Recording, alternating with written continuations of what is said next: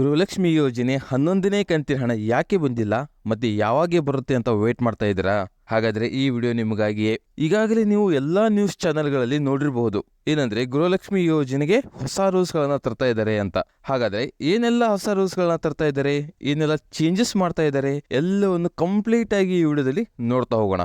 ಈ ರೂಲ್ಸ್ ಗಳನ್ನ ಫಾಲೋ ಮಾಡಿದ್ರೆ ಮಾತ್ರ ನಿಮಗೆ 11ನೇ ಕಂತಿನ ಹಣ ಬರುತ್ತೆ ಮತ್ತೆ ಮುಂದೇನು ಕೂಡ ಕಂಟಿನ್ಯೂ ಆಗುತ್ತೆ.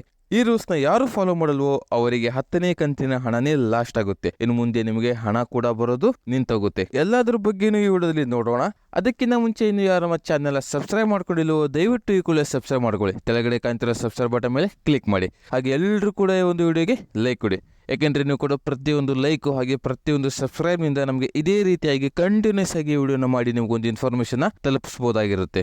ಮೊದಲೇ ಹೇಳಿದ ಹಾಗೆ ನೀವು ಎಲ್ಲಾ ನ್ಯೂಸ್ ಚಾನೆಲ್ಗಳಲ್ಲಿ ಈ ಒಂದು ನ್ಯೂಸ್ ನ ನೋಡಿರಬಹುದು. ಗೃಹಲಕ್ಷ್ಮಿ ಯೋಜನೆಗೆ ಹೊಸ ರೂಲ್ಸ್. ಗೃಹಲಕ್ಷ್ಮಿ ಯೋಜನೆ ಜೊತೆಗೆ ಗೃಹ ಜ್ಯೋತಿ ಯೋಜನೆಗೂ ಕೂಡ ಹೊಸ ರೂಲ್ಸ್ ನ ತರ್ತಾ ಇದ್ದಾರೆ ಅಂತ ಮಾಹಿತಿ ಇದೆ. ಯಾಕೆಂದ್ರೆ ಈ ಎರಡು ಯೋಜನೆಗಳಿಂದ ಸರ್ಕಾರಕ್ಕೆ ಆರ್ಥಿಕವಾಗಿ ತುಂಬಾನೇ ಹೊರೆ ಆಗ್ತಾ ಇದೆ.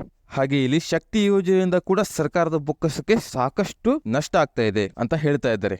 ಈಗ ಗೃಹಲಕ್ಷ್ಮಿ ಯೋಜನೆ ಫಲಾನುಭವಿಗಳಿಗೆ ಬಂದಿರುವಂತಹ ಹೊಸ 3 ರೂಲ್ಸ್ಗಳು ಯಾವುವು ಎಂಬುದು ನೋಡೋದಾದ್ರೆ, ಮೊದಲನೇ ರೂಲ್ಸ್ ಏನಂತಂದ್ರೆ, ಈಗ ನಿಮ್ಮ ಹತ್ರ APL ರೇಷನ್ ಕಾರ್ಡ್ ಇರ್ಬೋದು, BPL ರೇಷನ್ ಕಾರ್ಡ್ ಇರ್ಬೋದು ಮತ್ತೆ ಅಂತ್ಯೋದಯ ರೇಷನ್ ಕಾರ್ಡ್ ಇರ್ಬೋದು. ಈ ಮೊದಲು ಎಲ್ಲಾ ರೇಷನ್ ಕಾರ್ಡ್ ಹೋಲ್ಡರ್ಸ್ಗೆ ಗೃಹಲಕ್ಷ್ಮಿ ಯೋಜನೆಯ ಹಣ ಬರ್ತಾ ಇತ್ತು. ಆದ್ರೆ ಈಗ ಕೇವಲ BPL ಹಾಗೆ ಅಂತ್ಯೋದಯ ರೇಷನ್ ಕಾರ್ಡ್ ಇರೋರಿಗೆ ಮಾತ್ರ ಗೃಹಲಕ್ಷ್ಮಿ ಹಣನ ಕೊಡ್ತೀವಿ ಅಂತ ಸರ್ಕಾರ ಹೇಳ್ತಾ ಇದೆ. ಮತ್ತೆ ಈಗಾಗಲೇ APL ರೇಷನ್ ಕಾರ್ಡ್ ಇದ್ದು ಹಣನ ಪಡ್ಕೊಂತಿರೋರಿಗೆ ಇನ್ ಮುಂದೆ ನಿಮಗೆ ಗೃಹಲಕ್ಷ್ಮಿ ಯೋಜನೆ 2,000 ರೂಪಾಯಿ ಹಣ ಬರೋದು ಡೌಟ್.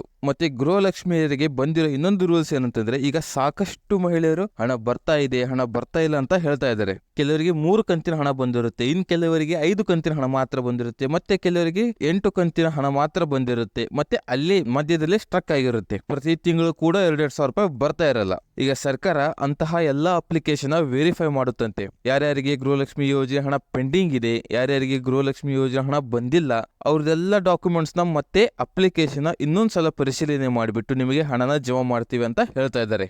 ಮತ್ತೆ ಬಂದಿರುವಂತ ಕೊನೆ ರೂಲ್ಸ್ ಏನಂತಂದ್ರೆ, ಸಾಕಷ್ಟು ಮಹಿಳೆಯರು ಎಲಿಜಿಬಲ್ಲೇ ಇರಲ್ಲ ಗೃಹಲಕ್ಷ್ಮಿ ಯೋಜನೆನ ಹಣ ಪಡ್ಕೊಳ್ಳಿಕ್ಕೆ. ಅವರು ಶ್ರೀಮಂತರಾಗಿರ್ತಾರೆ, ಆದ್ರೂ ಕೂಡ ಅವ್ರು ಏನ್ ಮಾಡ್ತಾ ಇದಾರೆ ಅಂತಂದ್ರೆ ಗೃಹಲಕ್ಷ್ಮಿ ಯೋಜನೆಗೆ ಅರ್ಜಿನ ಸಲ್ಲಿಸಿ ಹಣವನ್ನ ಪಡ್ಕೊಳ್ತಾ ಇದ್ದಾರೆ. ಟ್ಯಾಕ್ಸ್ ಪೇಯರ್ಸ್ ಆಗಿರ್ಬೋದು, GST ಪೇಯರ್ಸ್ ಆಗಿರ್ಬೋದು. ಮತ್ತೆ ಇನ್ ಕೆಲವರು ಏನ್ ಮಾಡಿದ್ದಾರೆ ಅಂತಂದ್ರೆ ನಕಲಿ ದಾಖಲೆಗಳನ್ನ ಸೃಷ್ಟಿಸಿ ಅರ್ಜಿನ ಹಾಕಿದ್ದಾರೆ. ಮತ್ತೆ ಇನ್ ಕೆಲವರು ಗೌರ್ಮೆಂಟ್ ಜಾಬ್ ಅಲ್ಲಿ ಇದ್ರೂ ಕೂಡ ಗೃಹಲಕ್ಷ್ಮಿ ಯೋಜನೆಯ ಹಣ ಪಡ್ಕೊಳ್ತಾ ಇದ್ದಾರೆ. ಈ ರೀತಿ ಮಾಡಿದ ಎಲ್ಲಾ ಮಹಿಳೆಯರ ಅಪ್ಲಿಕೇಶನ್ ನ ರಿಮೂವ್ ಮಾಡ್ತಾ ಇದೀವಿ ಅಂತ ಸರ್ಕಾರ ಹೇಳ್ತಾ ಇದೆ. ಅದಕ್ಕೋಸ್ಕರ ಗೃಹಲಕ್ಷ್ಮಿ ಯೋಜನೆ 11ನೇ ಕಂತಿನ ಹಣ ಅವರವರ ಖಾತೆಗೆ ಹಾಕುವುದಕ್ಕೆ ಸ್ವಲ್ಪ ಲೇಟ್ ಆಗ್ತಾ ಇದೆ ಅಂತ ಹೇಳ್ತಾ ಇದ್ದಾರೆ. ಮತ್ತೆ ಸರ್ಕಾರ ಇದನ್ನು ಕೂಡ ಹೇಳ್ತಾ ಇದೆ, ಯಾರೆಲ್ಲ ಡಾಕ್ಯುಮೆಂಟ್ಸ್ ಮತ್ತೆ ಅಪ್ಲಿಕೇಶನ್ ಕರೆಕ್ಟ್ ಆಗಿ ಹಾಕಿದ್ದಾರೆ, ಯಾರೆಲ್ಲ ಅರ್ಹ ಫಲಾನುಭವಿಗಳಿದ್ದಾರೆ, ಅವರಿಗೆ ನಿಮಗೆ ಶೀಘ್ರವಾಗಿ ನಿಮ್ಮ ಖಾತೆಗೆ ಹಣನ ಹಾಕ್ತೇವೆ ಅಂತ ಹೇಳ್ತಾ ಇದ್ದಾರೆ. ಆದ್ರೆ ಮಾಧ್ಯಮದೊಂದಿಗೆ ಮಾತನಾಡಿದ ಮಹಿಳೆಯರು ಏನ್ ಹೇಳ್ತಾ ಇದ್ದಾರೆ ಅಂದ್ರೆ, ನಮಗೆ ಕಳೆದ 2 ತಿಂಗಳಿಂದ ಹಣನೇ ಬರ್ತಾ ಇಲ್ಲ ಅಂತ ಅವರು ಬೇಜಾರನ್ನ ವ್ಯಕ್ತಪಡಿಸ್ತಾ ಇದ್ದಾರೆ. ಇದು ಈ ಸದ್ಯಕ್ಕೆ ಸರ್ಕಾರದ ಕಡೆಯಿಂದ ಬರ್ತಾ ಇರೋ ಹೊಸ ಅಪ್ಡೇಟ್ ಆಗಿದೆ. ಎಲ್ಲವನ್ನು ಈಸಿಯಾಗಿ ಪಟ್ ಅಂತ ಹೇಳಿದ್ದೇನೆ. ಈ ವಿಡಿಯೋ ನಿಮಗೆ ಇಷ್ಟವಾದರೆ ದಯವಿಟ್ಟು ಈ ವಿಡಿಯೋನ ಎಲ್ಲಾ ಗೃಹಲಕ್ಷ್ಮಿ ಯೋಜನೆ ಮಹಿಳೆಯರಿಗೆ ಶೇರ್ ಮಾಡಿ. ಹಾಗೆ ವಿಡಿಯೋಗೆ ಲೈಕ್ ಕೊಡೋದನ್ನು ಮಾತ್ರ